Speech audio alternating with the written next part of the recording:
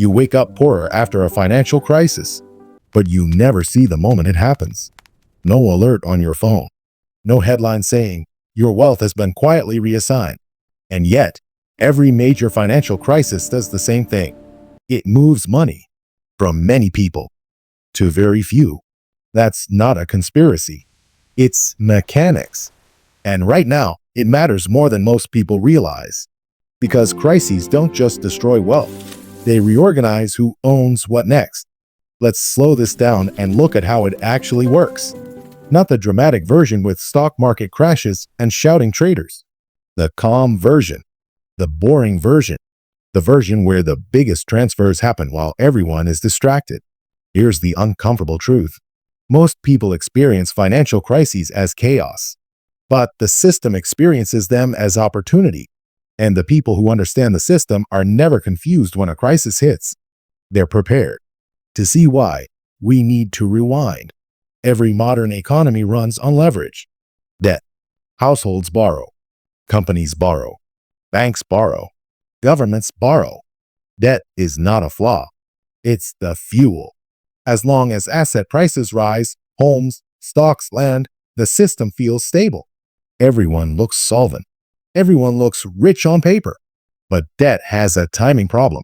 It demands payment whether prices are rising or falling. So when something breaks, higher interest rates, a credit freeze, a shock, the system doesn't collapse evenly. It cracks along deadlines.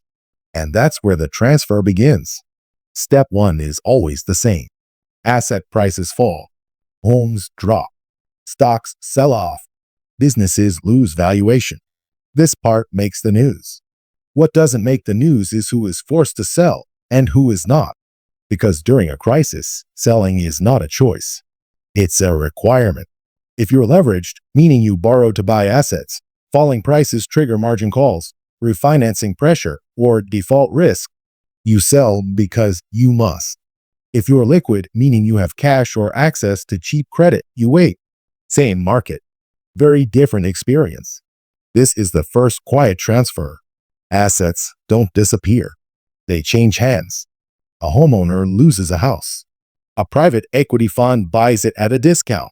A small business shuts down. A larger competitor acquires its customers and assets. A pension fund sells equities to meet obligations.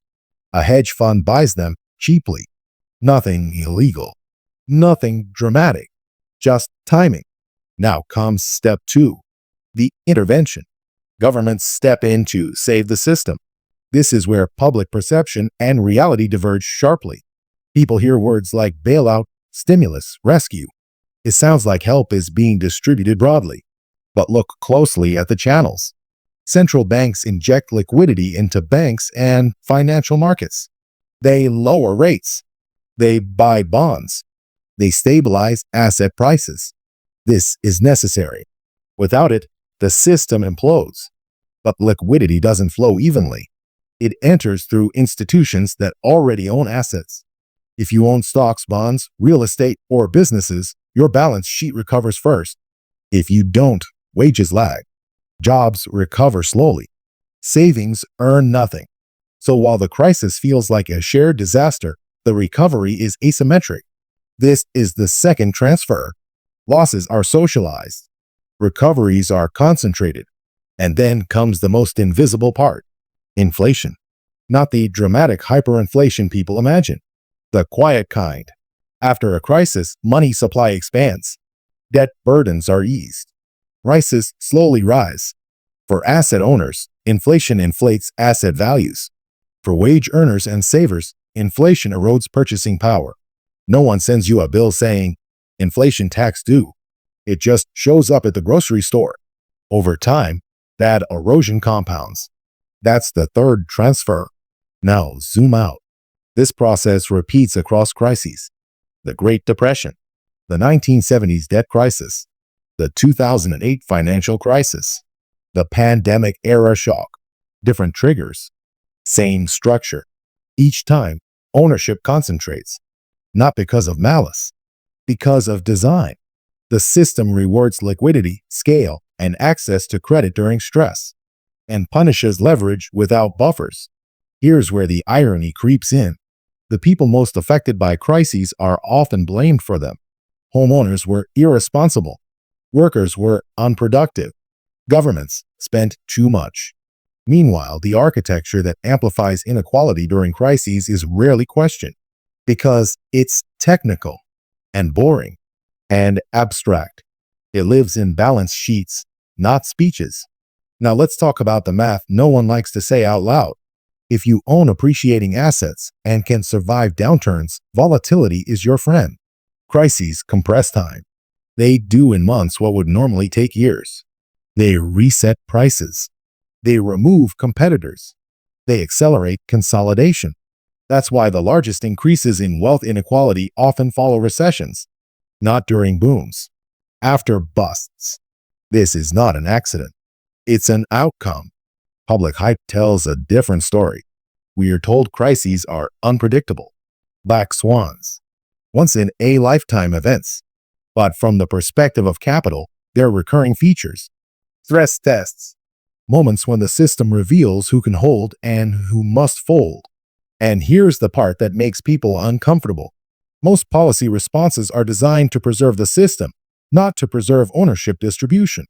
Stability first, fairness later. Sometimes never.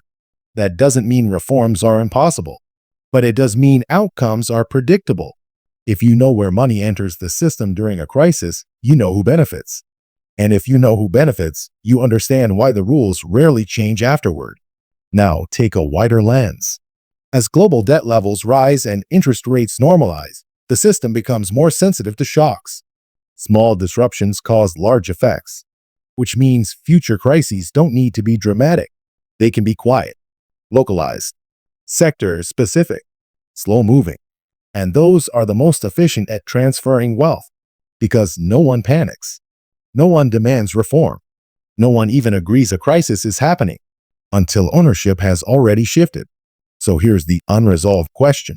If financial crises reliably move wealth upward, without headlines, without votes, without explicit decisions, then what does that say about how modern economies are actually governed? Not in theory, in practice.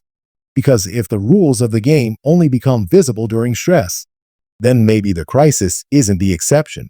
Maybe it's the mechanism.